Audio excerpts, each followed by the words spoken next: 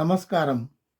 వే ముసల్మాన్ థే, వాళ్ళు ముస్లిములు అనే హిందీ కవిత అనుసరణను మీకు వినిపిస్తున్నాను. తెలుగు పాఠకుల కోసం, ప్రేక్షకుల కోసం దీన్ని నేను తెలుగులో వినిపిస్తున్నాను. హిందీలో రాసిన కవి అగ్రవర్ణానికి చెందిన దేవి ప్రసాద్ మిశ్రా. ఈయన ఒక కవి, కథా రచయిత, నాటక రచయిత. అయితే ఇందులో కవిత్వంలో ఉండాల్సిన మెరుపుల కన్నా విషయానికి ప్రాధాన్యత ఇచ్చాడు. భావోద్వేగాలతో సాగిన ఈ కవిత కొంచెం దీర్ఘంగానే ఉంది. ఓపికగా వినండి. వాళ్ళు ముస్లిములు, వాళ్ళు విపత్తులాగా వచ్చి పడ్డారు అన్నారు. వాళ్ళు విపత్తులాగా వచ్చారని అంటారు. వాళ్ళు కాలుష్యంగా వ్యాపించారని అంటారు. వాళ్ళు వ్యాధులని అంటారు. వాళ్ళనే బ్రాహ్మణులు, మ్లేచ్ఛులని అంటారు. వాళ్ళు ముస్లిములు. సింధు నది ఒడ్డున గుర్రాలు దిగి వాళ్ళు హిందూ హిందూ హిందూ అని పిలిచారు. ఒక పెద్ద జాతికి ఒక గొప్ప పేరును ఇచ్చారు. ఆ నది పేరునే ఆ జాతికి వారిచ్చారు. మహోద్ధృతంగా ప్రవహిస్తున్న లోతైన ఆ నదిని దాటాలనుకున్నారు. వాళ్ళు ముస్లింలు. కబీర్కున్న విజ్ఞత ఆసరా చేసుకుని ఉంటే వాళ్ళు కూడా హిందువుల్లాగే పుట్టేవారు. వాళ్ళ దగ్గర ఎన్నెన్నో కథలుండేవి. నడిచేవి, ఈదేవి, దాడి చేసేవి, మృత్యువుకు సంబంధించినవి. అలా ప్రతిపక్షాల వారి రక్తంలో మోకాళ్ళ దాకా, వారి రక్తంలో వారు భుజాల దాకా మునిగిపోయి ఉండేవారు. వారి గుప్పిట్లో గుర్రాల కళ్ళాలుండేవి. వారి కళ్ళల్లో సభ్యత తొణికిసలాడేది. వాళ్ళు మృత్యువు కోసం యుద్ధాలు చేయలేదు.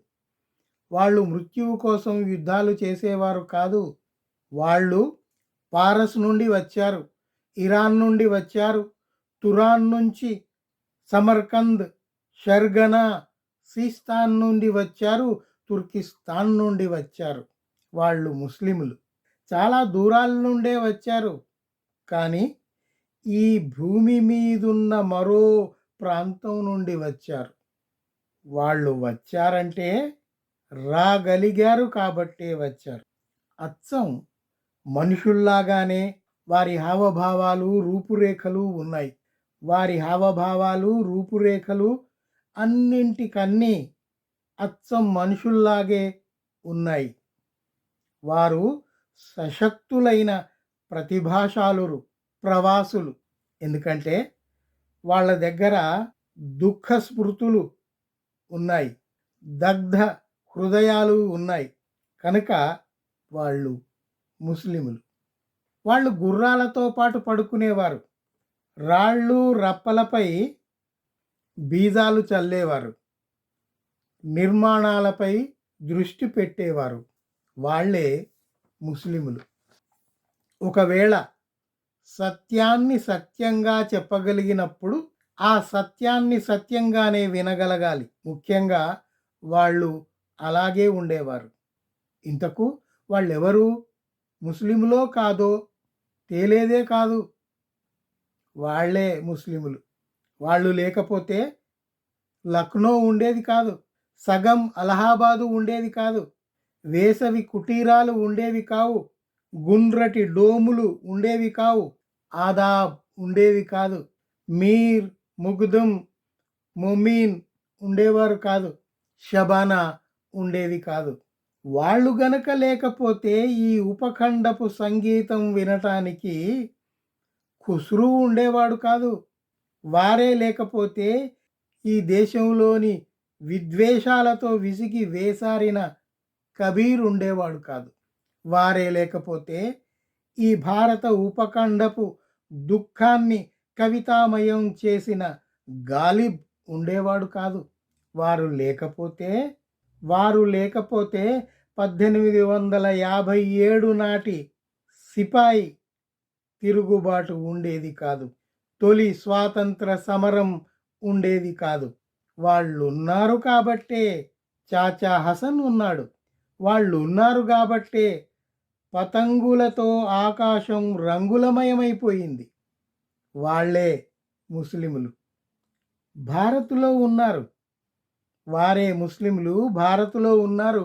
వారి బంధువులు పాకిస్తాన్‌లో ఉన్నారు. ఒక్కసారి పాకిస్తాన్ వెళ్ళొస్తే బావుండు అని అనుకునేవారు. కానీ ఆ ఆలోచనతోనే భయపడేవారు. కానీ ఆ ఆలోచనతోనే భయకంపితులయ్యేవారు. అనేకసార్లు సంతోషపడ్డా ఆ సంతోషంతోనే వణికిపోయేవారు. బయట పీఎంసీ సిపాయికి ఎంత భయపడేవారో, లోపల జై శ్రీరామ్ నినాదానికి అంతే వణికిపోయేవారు. వాళ్ళు మురాదాబాదుతో భయపడేవారు, మీరట్‌తో భయపడేవారు, భగల్పూర్‌తో భయపడేవారు. విదిలించుకుంటూ తిరిగేవారే గాని భయపడుతూనే ఉండేవారు. వాళ్ళే ముస్లిములు. వాళ్ళు పవిత్రమైన రంగులకు భయపడేవారు. వాళ్ళు ముస్లిములైనందుకే భయపడేవాళ్ళు. వాళ్ళు ముస్లింలు అయినందుకే భయపడేవాళ్ళు. వాళ్ళు పాలస్తీనీయులు కాదు. అయినా కూడా ఇంటిని చూసుకొని ఇంట్లో, దేశాన్ని చూసుకొని దేశంలో, తమను చూసుకొని తమలో నిబ్బరంగా ఉండలేకపోయేవారు. చెల్లా చెదరైపోయిన రాగద్వేషాలు వాళ్ళు. అల్లికలు, పూల గుత్తుల తయారీ, బట్టలు కుట్టడం, పళ్ళమ్మడం, తాళాలు, పెట్టెలు తయారు చేయటం, వారి శ్రమ ధ్వని వారి శ్రమ ధ్వని తరంగాలై నలుదిశలా ప్రతిధ్వనిస్తూ ఉండేది. వాళ్ళు ముస్లింలే, కానీ సిరియా రాజధాని నగరం వాళ్ళది కాదు. వాళ్ళు ముస్లింలే, కానీ అరబ్బుల పెట్రోలు వారిది కాదు. వాళ్ళు దజ్లా నది నీళ్లు కాదు. దజ్లా నది నీళ్లు కాదు, ఇక్కడి యమున నీళ్లు తాగేవాళ్ళు. వాళ్ళు ముస్లిములు. ముస్లిములు గనుకనే జాగ్రత్తగా తప్పించుకుని వెళ్ళిపోయేవారు. ముస్లిములు గనుకనే ఏదైనా చెప్పాలంటే సందిగ్ధంలో పడేవారు. దేశంలోని పత్రికలన్నీ ప్రముఖంగా ప్రచురించేవి. దేశంలోని పత్రికలన్నీ ప్రముఖంగా రాసేవి ముస్లిముల కారణంగానే కర్ఫ్యూ విధించబడిందని. కర్ఫ్యూ ఉండగానే ఒకదాని తర్వాత మరొక సంఘటన జరుగుతూ ఉందని వార్తలు వస్తుండేవి. దడుసుకున్న వాళ్ళ ఆడవాళ్ళు లబోదిబోమని మొత్తుకుంటుండేవాళ్ళు. వాళ్ళ పిల్లలు గోడలకు అతుక్కుపోయి బిగుసుకుపోయేవారు. తుప్పు పట్టిన తాళం కప్పల్లా తెరుచుకునేవారు కాదు. వాళ్ళు ముస్లిములు గనుకనే తుప్పు పట్టిన తాళం కప్పల్లా తెరుచుకునేవారు కాదు. 5 సార్లు నమాజు చదివినా రోజుకు ఎన్నోసార్లు తల బాదుకునేవారు. అయితే వాళ్ళిప్పుడు అడగదలుచు ఈ ఎర్రకోటను ఏం చేద్దామని. అయితే వాళ్ళిప్పుడు అడగదలుచుకున్నారు, ఈ ఎర్రకోటను ఏం చేద్దామని, ఈ హుమాయూన్ సమాధిని ఏం చేద్దామని, ఏం చేద్దాం ఈ మసీదునని. దీని పేరే కువ్వత్ ఉల్ ఇస్లాం కదా, ఇస్లాం శక్తి కేంద్రం అని కదా దీని అర్థం. వాళ్ళు ముస్లిములు. అల్లంలాగా కఠినమైన చేదు వాస్తవాలు. ఎటైనా వెళ్ళిపోదామా అని అనుకునేవారు, కానీ వెళ్ళలేకపోయేవారు. పోనీ ఇక్కడే ఉందామని అనుకునేవారు, కానీ ఉండలేకపోయేవారు. సగం బలి ఇచ్చిన మేకల్లాగా వారి బాధ వర్ణనాతీతం. ఎంత చిన్న ఇబ్బందినైనా ఇట్టే పసిగట్టేవారు. వాళ్ళే ముస్లిములు. తుఫాన్లో చిక్కుకున్న నౌకలోని ప్రయాణికుల్లాగా తుఫాన్లో చిక్కుకున్న నౌకలోని ప్రయాణికుల్లాగా ఒకరి పక్కన ఒకరు చేరేవారు. దేశంలో కొంతమంది ఒక చర్చను ప్రారంభించారు. వీరిని విసిరేయాలంటే ఏ సముద్రంలో విసిరాలని. వీరిని తోసేయాలంటే ఏ కొండ మీద నుంచి తోసేయాలని. ముస్లిములు వీళ్ళు. ఎర్రచీమలు కాదు, సగటు మనుషులు వాళ్ళు. అందరితో సరి సమానులు.